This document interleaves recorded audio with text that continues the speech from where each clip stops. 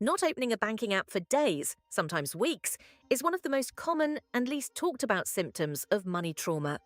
It rarely gets named as avoidance from the inside.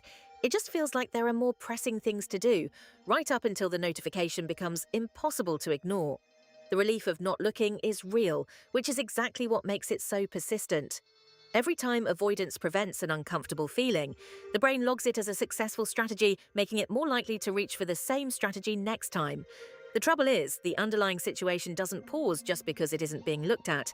So the eventual reckoning, when it comes, tends to be bigger and more frightening than it needed to be. This pattern often extends well beyond banking apps. It can show up as unopened post left in a pile by the door, a pension statement filed away unread, or a direct debit that's been quietly declining for months without anyone checking why. Each of these is the same avoidance, wearing a slightly different outfit. This is why the fix isn't willpower or better organization.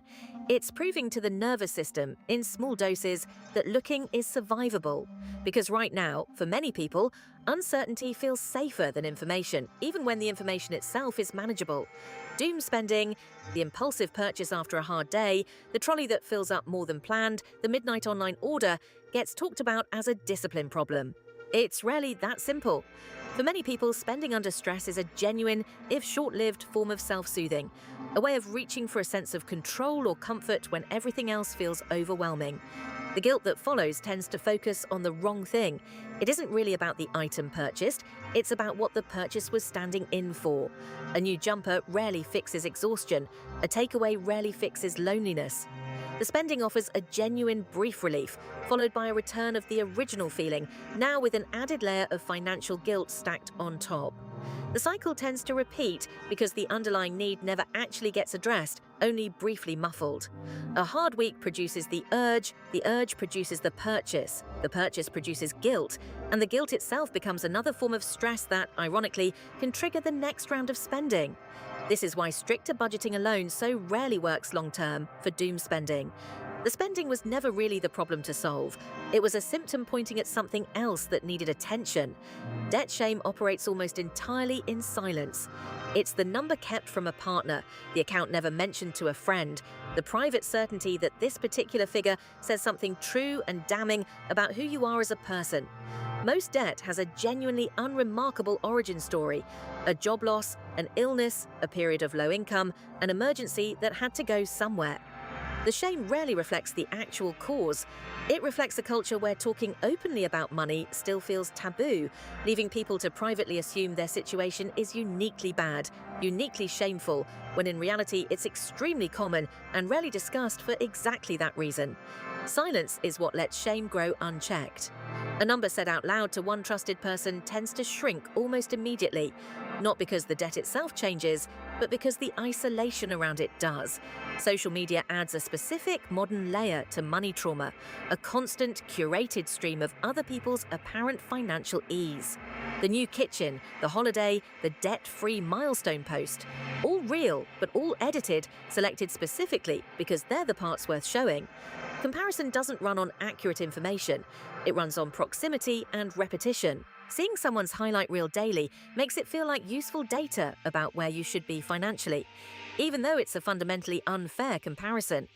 Your full financial reality against someone else's carefully chosen 5%. If you are finding this series helpful, it would mean a great deal if you subscribe to Healing Through Thoughts. New videos go out every week, and this series in particular has been made with real care. Just hit subscribe so you don't miss the rest of it. Money trauma rarely stays contained to one person's private anxiety. It shapes how couples, friends, and families talk or don't talk about money. A partner might read avoidance as secrecy or a sudden purchase as recklessness, without realizing both are downstream of the same threat response, not a lack of care or honesty. Money conversations in relationships often go one of two ways: total avoidance, where nothing gets discussed until a crisis forces it, or one-sided management, where a single partner carries all the financial anxiety alone to protect the other from it. Neither tends to work well over time because both keep the fear private rather than shared. The healthier version isn't a perfectly calm, unemotional money conversation. That's an unrealistic bar for most people with money trauma. It's a conversation that can hold some discomfort without either person shutting down or attacking, which is itself a skill that develops with practice, not something either person is simply born with or without. Avoidance, doom spending, debt shame, and comparison can look like four unrelated problems, but they share a single root: a nervous system that learned at some point that money equals danger and has been trying to manage that danger ever since, sometimes by hiding from it, sometimes by soothing it, sometimes by measuring itself against everyone else's apparent safety. Recognizing the shared root matters because it means these patterns don't need four separate fixes. They need one underlying shift, enough repeated, lived evidence that money-related situations are actually survivable, so the nervous system gradually stops treating ordinary financial life as an emergency. None of these patterns are evidence of weakness or carelessness. They're evidence of a threat response doing exactly what threat responses do, trying, however imperfectly, to keep you safe.